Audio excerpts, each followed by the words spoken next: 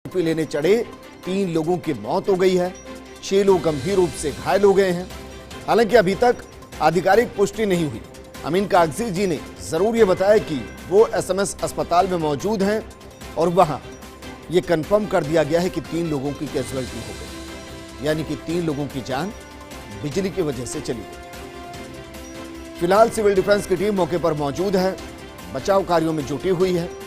इसके अलावा नाहरगढ़ किले में काली बुर्ज पर भी आकाशीय बिजली गिरी है, तो जागसू के बगरिया गांव के अंदर भी आकाशीय बिजली गिरने से 12 साल के बच्चे की मौत हो गई। ये तस्वीरें हम आपको दिखा रहे हैं। इन तस्वीरों को जरा देखिए और सोचिए कि जो लोग वहां पर पहुंचे होंगे, पल भर में किस तरीके से आंखों के सामने अंधेरा आ गया हो। मेरे सहयोगी जियाउद्दीन जुड़ चुके हैं। जियाउद्दीन, वर्तमान स्थिति वहां की क्या है? कितने लोग अभी भी वहां पर है, कितनों की खोजबीन की जा रही है और कितनी टीमें वहां रेस्क्यू के काम में लगी हुई है? हुई है उसके अंदर तादाद लगातार बढ़ती जा रही है। बताया जा रहा है कि करीब 20 से ज्यादा लोग अब तक घायल हैं जो सामने आ चुके हैं। 3 से ज्यादा लोगों की मौत हो चुकी है जिनकी आधिकारिक पुष्टि नहीं हुई। फिलहाल अभी भी मौके के ऊपर अफरा तफरी मची हुई है। कुछ ऐसे मौके के जो वीडियो फुटेज आए जिनको देख के हर किसी के रोंगटे खड़े हो जाएंगे। जगह जगह पे लोग घायल अवस्था के अंदर पड़े हैं, उनको स्थानीय लोगों की तौर से रेस्क्यू किया जा रहा है। एसडीआरएफ की टीम जो थी मौके के ऊपर पहुंची है, वो भी लगातार उन लोगों को रेस्क्यू कर रही है और पुलिस की टीम भी मौके के ऊपर लगी हुई है। फिलहाल लगातार जो आमेर से जो एसएमएस का जो रूट है उसके ऊपर एक के बाद एक एम्बुलेंस की जो लाइन है वो आवक जावक बनी हुई है। उससे अंदाजा लगा सकते हैं कि कितना बड़ा ये हादसा हुआ है और कितने लोग इसके अंदर घायल हुए होंगे। फिलहाल मौके के ऊपर जिन जिन लोगों को ये सूचना मिल रही है कि उनका कोई परिचित वहां पे गया हुआ था या जा सकता है, तो वो भी मौके के ऊपर पहुंच रहे हैं। ऐसे के अंदर पुलिस को भारी दिक्कत का सामना करना पड़ रहा है क्योंकि बेवजह तमाशबीनों की जो भीड़ है वो भी मौके के ऊपर नजर आ रही है। जी विजेंद्र। जियाउद्दीन, एसएमएस अस्पताल में अभी तक कितने मरीज पहुंच चुके हैं? विजेंद्र, देखिएगा कि एसएमएस अस्पताल की बात की जाए तो अब तक 12 से 14 लोगों के वहां पे घायलों को पहुंचाए जाने की सूचना है। कई घायलों को रास्ते से अंदर हैं जिनको जल्द से जल्द अस्पताल पहुंचा दिया जाएगा। फिलहाल जिस हिसाब से वहां पे अतिरिक्त जो व्यवस्थाएं थी उसके लिए निर्देश दिए गए थे एसएमएस के अधीक्षक को, उसको लेकर अस्पताल में जागरण व्यवस्था की गई है। मौके के ऊपर अभी भी घायलों को ले जाने का काम चल रहा है। अभी तक गिनती सामने नहीं पाई है कि इसके अंदर कितने हताहत हुए हैं क्योंकि पता नहीं चल पा रहा। जिस हिसाब से बिजली गिरी और काफी संख्या के अंदर वहां पे लोग मौजूद थे, उसके बाद ये हादसा, ये जो संख्या थी हताहत होने वालों की और ज्यादा बढ़ सकती है। जी विजेंद्र। जियाउद्दीन, आपने बताया था कि वहां से नीचे जंगल में भी लोग गिरे हुए हो सकते हैं। क्या वहां तक एनडीआरएफ की टीम पहुंची है? किसी को रेस्क्यू किया गया है? विजेंद्र, सबसे बड़ी बात यह है कि एसडीआरएफ की जो टीम है वो भी मौके के ऊपर आसपास के क्षेत्र को पूरा सर्च कर रही है। जो उससे ये माना जाए कि जिस जगह पे घटना हुई उससे 100-200 मीटर की जो एरिया है उसको पूरी तरह से सर्च कर रही है। एक एक चप्पे चप्पे को छान रही है ताकि कोई भी जो घायल हो, जिसको इलाज की आवश्यकता हो, वो छूट ना जाए। क्योंकि इसी वजह से सबसे युद्ध स्तर के ऊपर राहत कार्य वहां पे चलाया जा रहा है और यही रहेगी कि हो सकता है कि संभवतः क्योंकि वॉच टावर के ऊपर बिजली गिरी, काफी संख्या के अंदर लोग मौजूद थे और कई लोग पीछे पहाड़ी के नीचे भी गिरने की बात सामने आ रही है। ऐसे के अंदर सामने आ पाएगा कि कितने लोग इसके अंदर घायल हुए, वो आंकड़ा अभी तक सामने नहीं आ पा रहा और कितने लोग अभी ऊपर मौजूद हैं ये भी पता नहीं चल पा रहा। जी विजेंद्र। जियाउद्दीन, बच्चे भी कुछ हैं जो गंभीर रूप से घायल हुए हैं क्योंकि तस्वीरों में हम देख पा रहे हैं कुछ बच्चों को कंधों पर लेकर नीचे की तरफ उतारा जा रहा है। जाहिर है उनको अस्पताल पहुंचाया जा रहा होगा। विजेंद्र, कई लोग ऐसे थे जो अपने परिवार के साथ मौके के ऊपर गए थे, कई लोग ऐसे थे जो कपल थे जो साथ में गए थे, कई दोस्तों के साथ गए हुए थे। ऐसे के अंदर हर उम्र के लोग उसके अंदर मौजूद हैं, घायल से होने के अंदर जो मौजूद है मौके पे। जिस तरह की हमारी किसी से बात सामने आई है कि जिन लोगों की मृत्यु हुई है वो परिवार के इकलौते लोग भी थे, जिनकी इसके अंदर हताहत होने की जो सूचना आ रही है वो परिवार के इकलौते लोग थे। फिलहाल आधिकारिक तौर पर पुष्टि नहीं हुई थी मृत्यु होने वालों की, लेकिन जो हमारे सोर्सों से पता चल रहा है और जिस हिसाब से वहां पे बताया जा रहा है कि महिलाएं भी काफी संख्या के अंदर थी, युवती भी काफी संख्या के अंदर थी जो उसके अंदर घायल हुए हैं और मासूम बच्चे भी मौजूद थे जिनके अंदर जो आकाशीय बिजली गिरने से घायल हुए उनको अस्पताल ले जाया जा रहा है। जी विजेंद्र। जियाउद्दीन, लगभग एक घंटा हो चला है इस पूरी घटना को घटे हुए।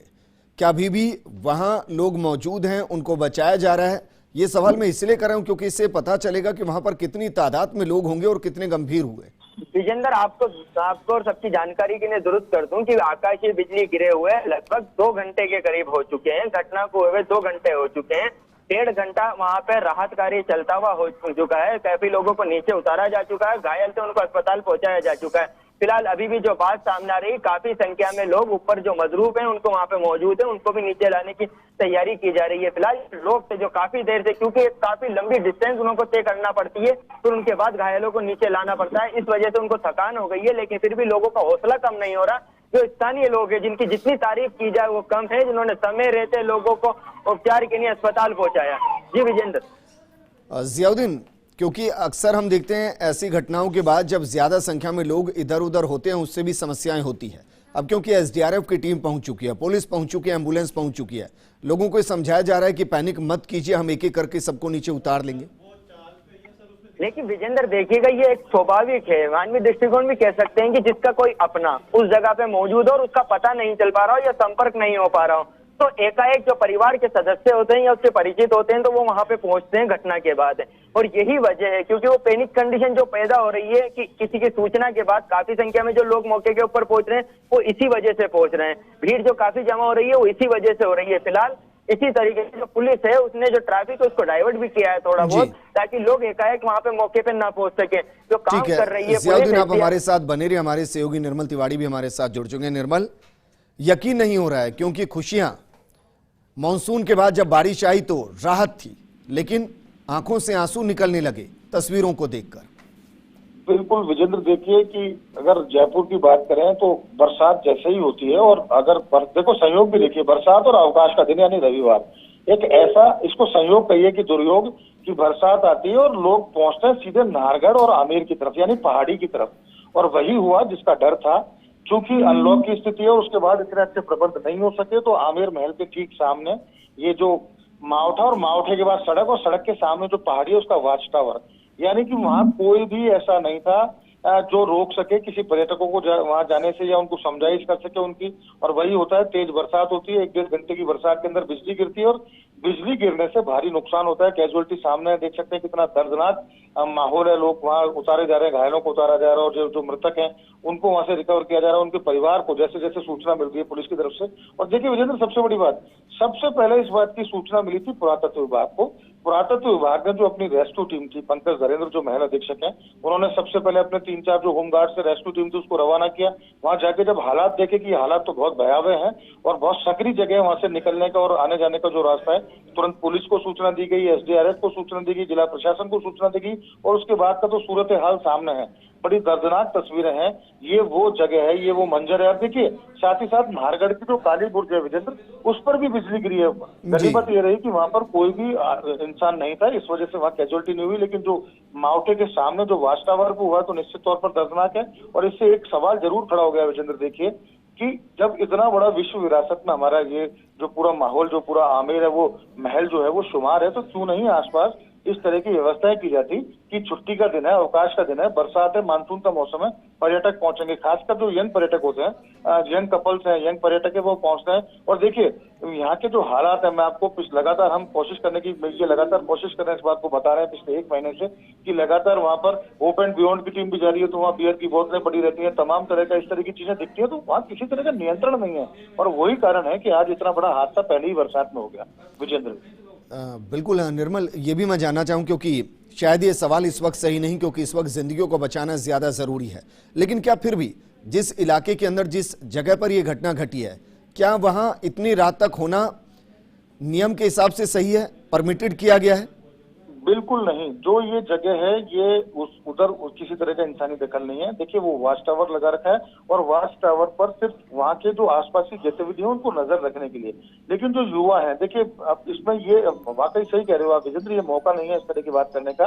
लेकिन जो युवा है वो युवा अवस्था का जो उनकी जो हालात है, उनकी जो युवा अवस्था है, उसको देख करके इधर उधर कोशिश करते हैं कि वो जाए, पहाड़ी है, बरसात गिर रही है, इस तरह का वो कहीं ना कहीं एंटरटेनमेंट के लिए जाते हैं। लेकिन ये जगह बिल्कुल मुफीद नहीं थी और वो जगह जाने के लिए किसी को वहाँ अलाउ भी नहीं किया जाता। उसके बावजूद कुछ युवा वहाँ पहुंच जाते हैं। और इसमें यूं नहीं कहेंगे कि किसी की गलती है, लेकिन हाँ कहीं ना कहीं व्यवस्था दुरुस्त करने की जरूरत है, क्योंकि ये तो मानसून की पहली बरसात है और जब पता है कि नाहरगढ़ की पहाड़ियों पर युवाओं का जो सबसे पसंदीदा स्थान है जयपुर के अंदर वो नाहरगढ़ है, तो बरसात में कहीं ना कहीं इस बात का ध्यान रखना चाहिए था कि यहाँ लोग पहुंचेंगे, अगर युवा पहुंचेंगे, उनके साथ कोई हादसा होगा तो किस तरह से उनको रेस्क्यू किया जाएगा। कुल मिलाकर के बहुत ही दर्दनाक हादसा है। और देखिए इसकी जो तस्वीर है वो इसलिए भी भयावह है कि कहीं ना कहीं जिला प्रशासन को। और लगातार देखिए वहाँ लगातार पुलिस की गाड़ी वहाँ खड़ी रहती है, आने जाने वालों को चेक करते, कोई शराब पीकर आ रहा है नहीं आ रहा है या कोई चढ़ रहा है, लेकिन इस तरफ किसी का ध्यान नहीं जाता। सिर्फ एक जगह पीसीआर वहाँ खड़ी रहती है, वो देखते हैं कि कौन आ रहा है, किसको रोका जाता है, लेकिन आसपास युवा कहाँ चढ़ रहे हैं पहाड़ी पे, उनको कैसे सुरक्षित निकाला जाएगा, उनको कैसे अवेयर किया जाएगा, इस तरफ किसी का ध्यान नहीं था। शायद यही कारण है विजेंद्र कि ये बड़ा हादसा और बड़ा दर्दनाक हादसा आज सामने आया। जी बिल्कुल निर्मल, लेकिन यहाँ से मेरे जहन में एक और सवाल खड़ा होता है, क्योंकि जिस इलाके की हम बात कर रहे हैं, जिस जगह की बात कर रहे हैं, एक दौर वो भी यहाँ रहता है जब 20-20 हजार लोग आते हैं, एक एक दिन में आते हैं और वहां पैर रखने की जगह नहीं होती। मैं सोच कर अंदर से कांप रहा हूं कि अगर उस दौर में ऐसी घटनाएं हो जाए तो नीचे लाने में मुश्किल हो जाए। क्या इसको लेकर कुछ सोचने की जरूरत नहीं कि कम से कम इमरजेंसी के लिए कुछ ऐसा किया जाए कि तुरंत चीजों को संभाल लिया जाए? निश्चित तौर पर देखिए विजेंद्र, बड़ा सवाल है, उसको समझने की जरूरत भी है कि जैसे ही कनक घाटी यानी जल महल से आमेर की तरफ आप चढ़ेंगे तो पूरी कनक घाटी में जगह जगह कई तरह के इस तरह के चोर रास्ते बन रहे हैं जिससे लोग अंदर चले जा रहे हैं। उसके बाद सीधे जाते हैं मावठा के बाद आमेर के पीछे सागर, छोटा सागर, बड़ा सागर, बिहारी जी का मंदिर, तमाम जो इस तरह के जो क्षेत्र है। उसके बाद ढंड के बाद कुकस, इस तरह की पहाड़ियों पर जगह जगह इस तरह के स्पॉट्स बना रखे हैं।